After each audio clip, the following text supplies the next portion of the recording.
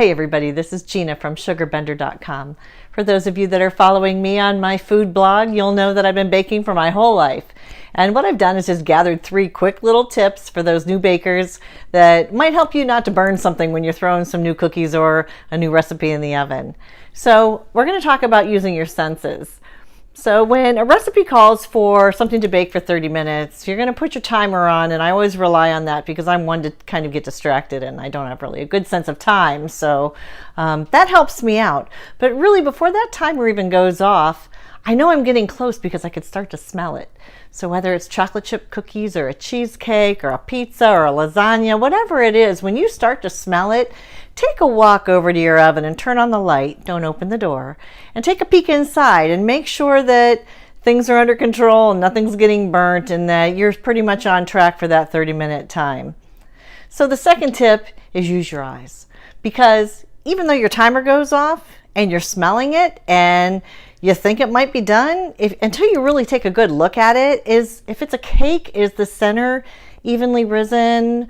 Are the cookies nice and puffy? Or do they look like they're baking evenly? Or is the center kind of shiny? So if those things are happening just visually, I don't even have to test it yet. I know just from looking at it, it's not quite done yet. So I might set the timer for another 2 or 3 minutes and then watch it every few minutes out. You don't want to go over, but just be cautious once you start to see and smell and you know you're getting close, but you'll just want to reset that timer for every couple of minutes. And lastly, when you think that it's ready, we've already used our nose and we've used our eyes, but what I really need you to do is to be tactile about it. So get that cake tester out. Brownies are a great example of that. So you can throw brownies in the oven and they, for all the world, are going to smell like they're done. And they might even look like they're done. They'll poof up really nice and get a little crackly around the edge. But when you open that door and put a cake tester in it, if it comes out like batter, you're not ready yet. If you pull it out without doing that final step, you're going to probably end up with brownies in the center that are gooey and disgusting, and they won't even hold their shape. So make sure you take the time to take that final step and put a knife or a tester into the middle of that brownie. So those are 3 quick steps. I just wanted to go over those first in this very first video. The next time we get together, I'm going to be talking about dough consistency.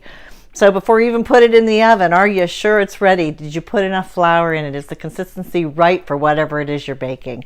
We're going to chat about that. So until next time, I sure would love to have you join us on Twitter and Instagram. And if you go to the bottom of my SugarBender.com website, there's a link to our Facebook. That Facebook's going to take you to Bombshell Pizzelle, and that's a new endeavor that is just getting ready to be launched. And what we're doing is we're going to be selling authentic Italian cookies, pizzelles, biscotti, all homemade. But what it's going to do for every dozen that are sold, we're going to be sponsoring a dozen that are donated to a great big shipment. And we'll be sponsoring deployed ships and deployed troops all over the world. So help us to join and support those military. So I'm convinced that food is love. I want you to go out there and make something fun for the people that you care for.